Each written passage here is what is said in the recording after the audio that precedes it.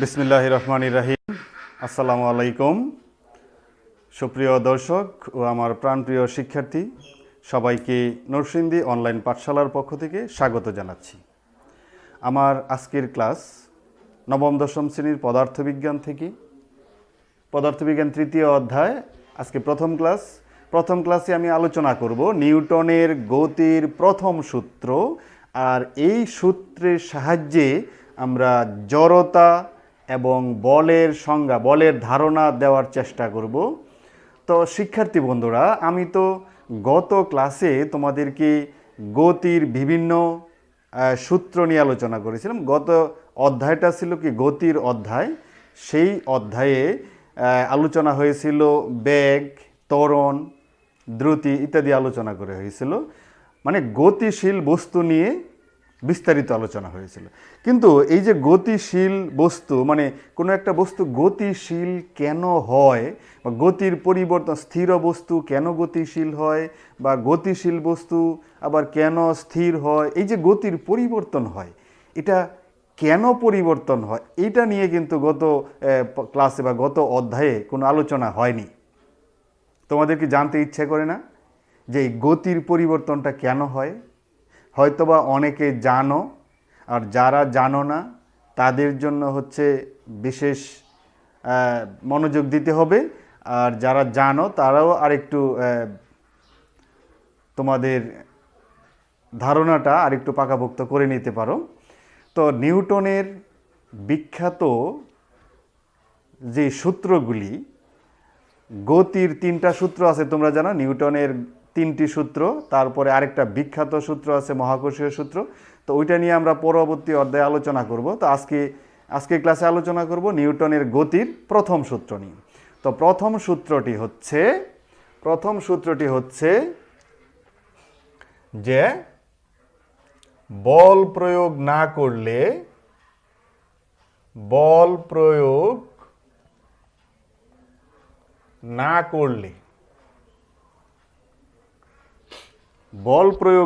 বলের, যেহেতু বলের নামটা এখানে আসছে, বলের সংজ্ঞাটা একটু পরে আসছি, আমাদের এই সূত্রের ভিতর থেকে কিন্তু বলের সংজ্ঞাটা আসবে। তো বল প্রয়োগ না করলে স্থির বস্তু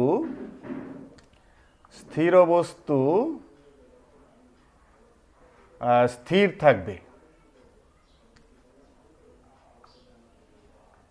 স্থির বস্তু স্থির থাকবে, আর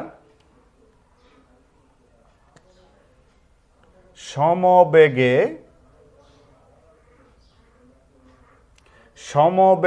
গতিশীল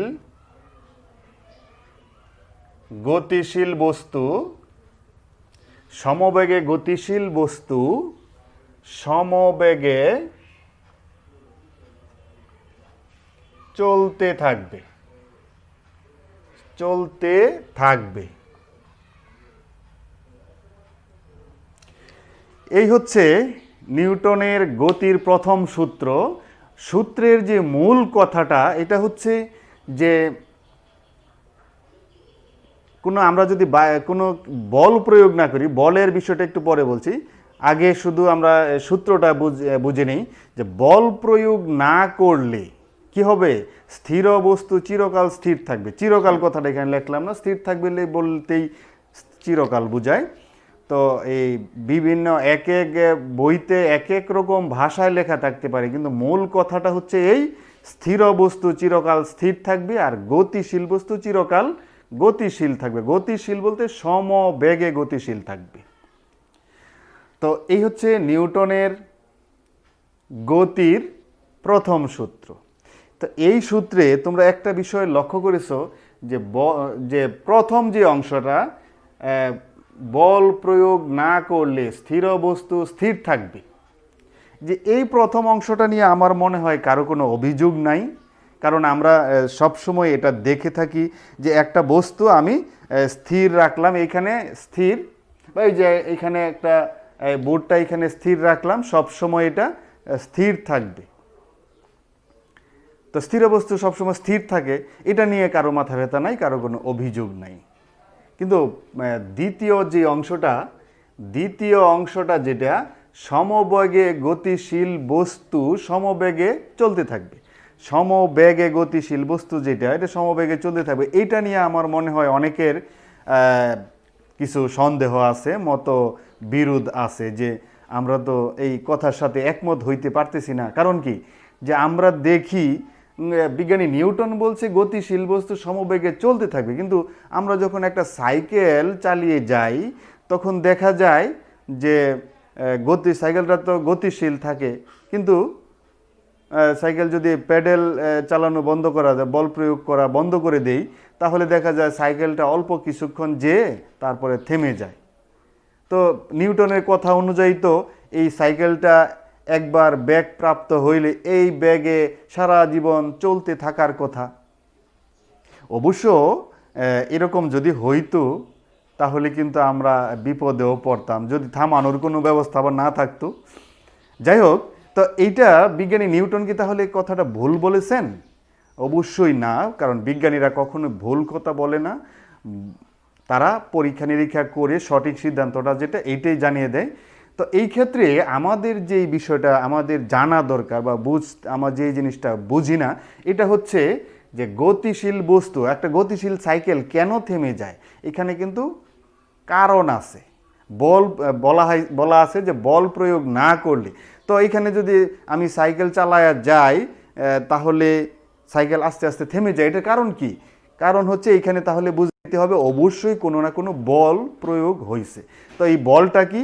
এই যে সাইকেল মাটি দিয়ে যে চলে যায়, রাস্তা দিয়ে চলে যায়, রাস্তার সাথে সাইকেলের চাকার ঘর্ষণের কারণে ঘর্ষণ কিন্তু এক প্রকার বল। এই ঘর্ষণের কারণে কিন্তু বাধাপ্রাপ্ত হয়, গতিটা বাধাপ্রাপ্ত হয়, যার কারণে আস্তে আস্তে বেগ কমতে থাকে।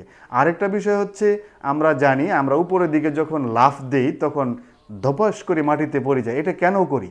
এটা হচ্ছে আমরা জানি যে পৃথিবী তার যে কোনো বস্তুকে নিজের দিকে আকর্ষণ করে, এটাকে বলা হয় কি অভিকর্ষ বল। এই অভিকর্ষ কিন্তু মানে যে আকর্ষণ করে, এটাও তো এক প্রকার বল, এই বলকে অভিকর্ষ বল বলা হয়। তো এখানেও কিন্তু এই অভিকর্ষ বলও কিন্তু প্রয়োগ হচ্ছে। আমরা যখন সাইকেল চালায় যাই তখন অভিকর্ষ বল আমাদেরকে টানে নিচের দিকে, আর আমাদের গতিটা থাকে হলো সামনের দিকে, ব্যাগের দিকটা হচ্ছে সোজা সামনের দিকে। তো এখানে দুইটা বল কিন্তু কাজ করে। আরেকটা বল কাজ করে, তোমরা বলতে পারো কি? আরেকটা বল হচ্ছে বায়ুমণ্ডল তো অবশ্যই আছে, বাতাস আছে। এই বাতাস যদি আমরা দেখতে না পাই, কিন্তু তোমরা দেখবে বাতাস দেখা যায় না, কিন্তু তুফানের সময় ঘরবাড়ি উড়িয়ে নিয়ে যায়। এটা কেন, কিভাবে নিয়ে যায়? বাতাসের কিন্তু বাধা আছে। তো আমরা যখন সাইকেল চালায় যাই তখন এই বাতাসের দ্বারাও বাধাপ্রাপ্ত হয়। বাতাস আমাদেরকে বিপরীত দিকে বল প্রয়োগ করে, যার কারণে এই চলন্ত সাইকেলটা থেমে যায়। তাহলে আমরা এতক্ষণে বুঝতে পারলাম কি, যে বল প্রয়োগ না করলে, যদি আমাদের এই যে চলন্ত সাইকেলের বেলায় যদি অভিকর্ষ বল না থাকতো, ঘর্ষণ বল না থাকতো, বাতাসে যদি বাধা না দিত, তাহলে কিন্তু সাইকেলটা চলতেই থাকতো। তাহলে আমরা কি বুঝতে পারলাম? বল প্রয়োগ না করলে, বাইরের থেকে বল প্রয়োগ না করলে স্থির বস্তু স্থির থাকবে, আর গতিশীল বস্তু গতিশীলই থাকবে।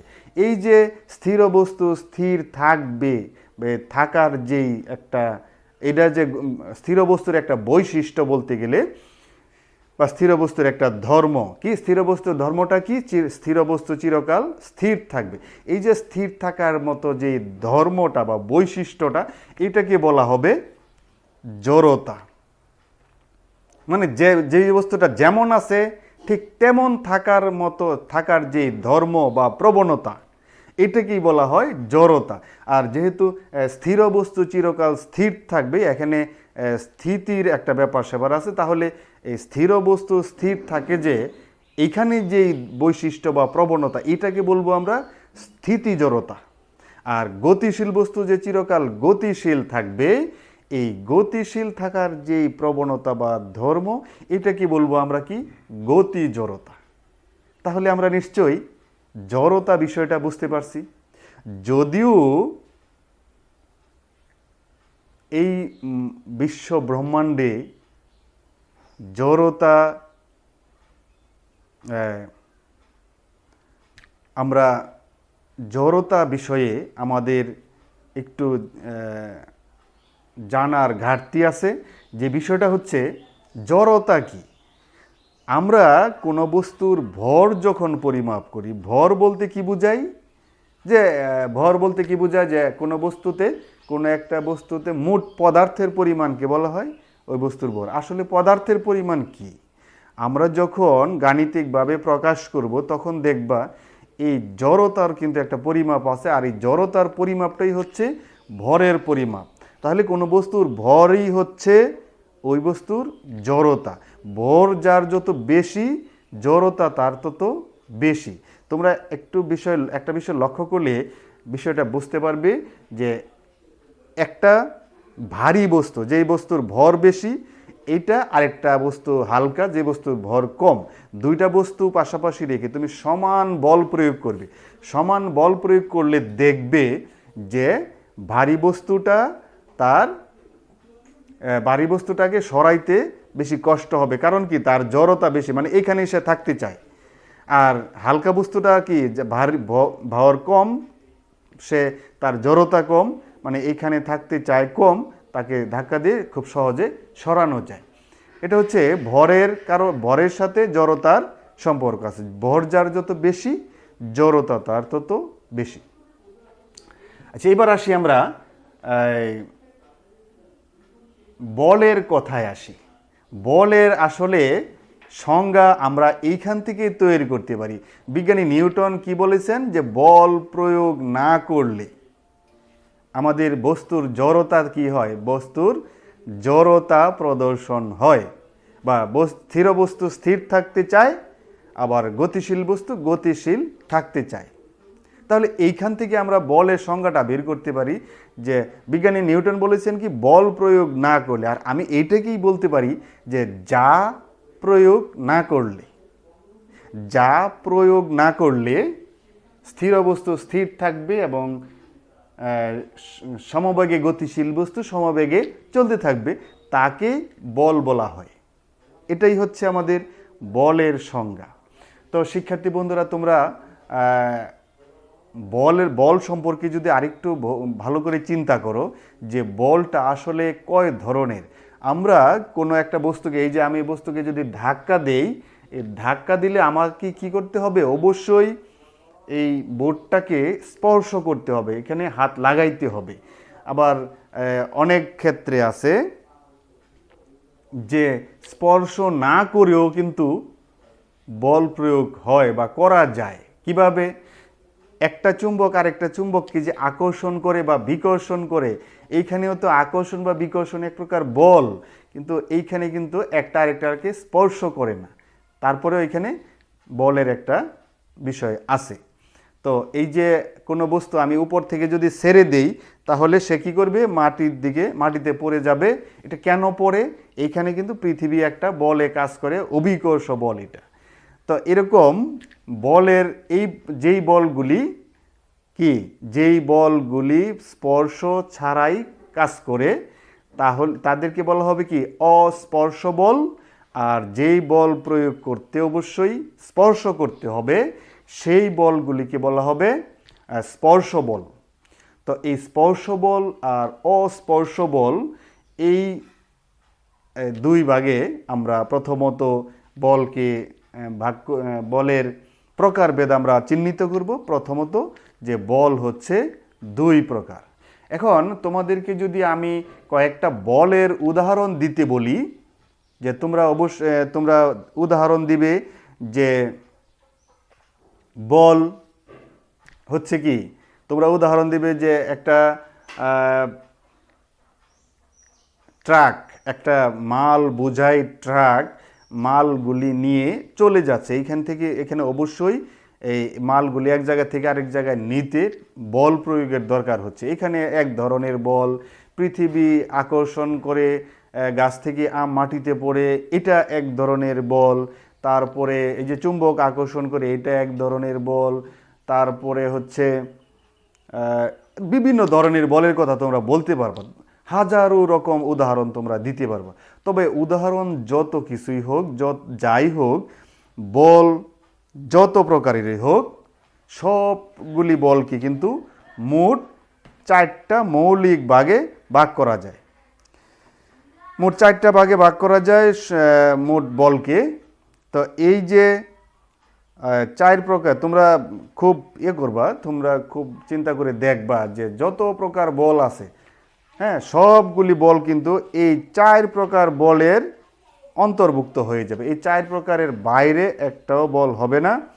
তো এই 4 প্রকার বল কি? 4 প্রকার বল হচ্ছে, আমরা একটু দেখি। 4 প্রকার বল হচ্ছে মৌলিক 4টা বল। মৌলিক 4 প্রকার বল হচ্ছে কি? মহাকর্ষ বল 1 নাম্বার, মহাকর্ষ বল 2 নাম্বার হচ্ছে তড়িৎ চুম্বক বা বিদ্যুৎ চুম্বক বল, তাড়িত চুম্বক বল যেটা, বিদ্যুৎ চুম্বক বল আমরা বলি। দুর্বল নিউক্লিয় বল আর একটা হচ্ছে সবল নিউক্লিয় বল। তাহলে আমরা কয়টা বল শিখলাম? যে এই দুনিয়াতে যত প্রকার বল আছে সবগুলিকে কিন্তু আমরা টোটালি 4 ভাগে ভাগ করতে পারি। এই 4 ভাগের বাইরে আর কোনো বল নাই। 4টা ভাগ হচ্ছে, আমি আবার বলি, 1 নাম্বার হচ্ছে মহাকর্ষীয় বল, 2 নাম্বার হচ্ছে কি তড়িৎ চুম্বক বল, 3 নাম্বার হচ্ছে দুর্বল নিউক্লিয় বল, 4 নাম্বার হচ্ছে সবল নিউক্লিয় বল। তো এই 4 প্রকার বল। আমার কিন্তু এই জড়তা সম্পর্কে আরেকটু কথা বাকি আছে, যে জড়তার আমরা উদাহরণ বাস্তব জীবনে, জড়তার উদাহরণ আমরা অনেক পাই। আমাদের বাস্তব জীবনে অনেক ঘটনা ঘটে যা জড়তার কারণে ঘটে, আমরা আসলে এটা বুঝতে পারি না। যে তোমরা দেখে থাকবে, তোমরা যদি গাড়িতে চড়ে কোথাও যেতে চাও, গাড়ি প্রথম স্থির অবস্থায় থাকে। মনে করো বাসে স্থির অবস্থায় তুমি বসে রইলা, বাস যখন স্টার্ট করার পরে চলতে শুরু করলো, হঠাৎ করে চলতে শুরু করলো, তখন তোমাদের কি অবস্থা হয়? মাথাটা পিছনের দিকে হেলে যায়, আর গাড়ি যখন হঠাৎ চলা শুরু করে তখন মাথা পিছনের দিকে হেলে যায়। এটা কেন হয়? আসলে এই যে তুমি স্থির বসে রইছো, তোমার বডিটা কিন্তু স্থিরই থাকতে চায়, কিন্তু বডির নিচের যে অংশটা, এই অংশটা তো গাড়ির বাসের সিটের সাথে লাগানো আছে। তো এই গাড়ি যখন যাওয়া শুরু করে তখন তোমার এই নিচের অংশটাও যাওয়া শুরু করে, কিন্তু উপরের অংশটা অপেক্ষাকৃত একটু ফ্রি থাকে। তো যার কারণে উপরের অংশটা চায় যে আমি আগের জায়গায় থাকি, যার কারণে উপরের অংশ আগের জায়গায় থাকে, শুধু নিচের অংশটা সামনে চলে যায়। এটাকে আমরা মনে করি কি যে পিছনের উপরের অংশটা পিছনে গেছে গা, আসলে কিন্তু তা না। উপরের অংশ আগের জায়গায় থাকতে চাইছে, কিন্তু নিচের অংশটা সামনে গেছে গা। তো এই হচ্ছে জড়তার কারণ। এটা হচ্ছে কি স্থিতি জড়তার কারণ। আর একটা গতি জড়তার কারণ আমরা এখান থেকে উদাহরণটা দিতে পারি। গাড়িটা যখন আবার গন্তব্যে গিয়ে যখন হঠাৎ করে থেমে যায়, বা রাস্তায় যখন কোনো জায়গায় ব্রেক কষে হঠাৎ থামানো হয়, তখন দেখা যায় কি যে আমাদের এই উপরের অংশটা সামনের দিকে ঝুঁকে পড়ে, সামনের দিকে ঝুঁকে পড়ে। তাহলে এটা তোমরা কি বলবে? উপরের অংশটারই দোষ, উপরের অংশটাই সামনে গিয়ে চলে গেল, নাকি নিচের অংশটার কোনো কিছু হইল? এই ক্ষেত্রেও নিচের অংশটারই দোষ। কারণ আমার বাস যখন চলতে থাকে, গাড়ি যখন চলতে থাকে, তখন এই আমার টোটাল বডিটাও কিন্তু চলতে থাকে, গতিশীল থাকে। বাসের সমবেগে, বাসের যেই ব্যাগ, এই ব্যাগে আমার বডিটাও কিন্তু গতিশীল। তো হঠাৎ আমার টোটাল বডিটাই তো গতিশীল, হঠাৎ করে গাড়ি ব্রেক কষলো, বাস ব্রেক কষে থেমে গেল। তো থামার সাথে সাথে আমার নিচের অংশটা যেহেতু গাড়ির সিটের সাথে লাগানো আছে, স্পর্শ করা আছে, সেই ক্ষেত্রে নিচের অংশটা কি করবে? নিচের অংশটা থেমে গেল। কিন্তু উপরের অংশটা তো ঠিক এই যে গতি জড়তার কারণে আগের মতোই সে যাইতে থাকতে চাইতেছে, কিন্তু নিচের অংশটা যেহেতু থেমে গেছে, তো উপরের অংশটা তো থামতে হবে, কিন্তু তা থামার জন্য তো সে প্রস্তুত না। গতি জড়তার কারণে সে সামনের দিকে যাইতেই থাকে, কিন্তু পিছনের নিচের অংশটা যখন গাড়ির সাথে সাথে থেমে যায়, তখন আমরা মনে করি যে উপরের অংশটা সামনের দিকে ঝুঁকে পড়ছে। আসলে সামনের দিকে ঝুঁকে পড়ছে কেন? পিছনের অংশটা হঠাৎ করে, নিচের অংশটা হঠাৎ করে থেমে যাওয়ার কারণে। এই হচ্ছে গতি জড়তা আর স্থিতি জড়তার উদাহরণ। আর আজকে আমি এই যে বলের যে প্রকারভেদ, মৌলিক যে 4 প্রকার বল আছে, 4 প্রকার বল সম্পর্কে আর আলোচনা করলাম না। আগামী ক্লাসে এই 4 প্রকার বল সম্পর্কে আমি বিস্তারিত আলোচনা করব। তোমাদের খুব ভালো লাগবে ক্লাসটা, এবং এই বল সম্পর্কে তোমাদের বাস্তব জ্ঞান রাখা দরকার, জানি রাখা দরকার। বাস্তবে চলতে গেলে আমাদের এখন তো এই প্রযুক্তির যুগ, এই প্রযুক্তির সাথে খাপ খাওয়ায় চলতে গেলে আমাদের এই বিষয়গুলি অবশ্যই জানা দরকার। আর পরীক্ষায় আনসার করার জন্য তো অবশ্যই দরকার। তো শিক্ষার্থী বন্ধুরা, তোমরা আজকে নিউটনের গতির প্রথম সূত্রটা আবারও জানলে, এটা মুখস্থ রাখবা। এই নিউটনের গতির প্রথম সূত্র থেকে আমরা জড়তার ধারণা পাইলাম, বলের ধারণা পাইলাম, বলের প্রকারভেদ সম্পর্কে জানলাম। আজকের ক্লাস এইটুকুই। তো শিক্ষার্থী বন্ধুরা, পরবর্তী ক্লাসে আমার সাথে যুক্ত থাকবে সেই প্রত্যাশায়, সকলের মঙ্গল কামনায় আজকের মতো এখানেই বিদায় নিলাম। ধন্যবাদ সবাইকে।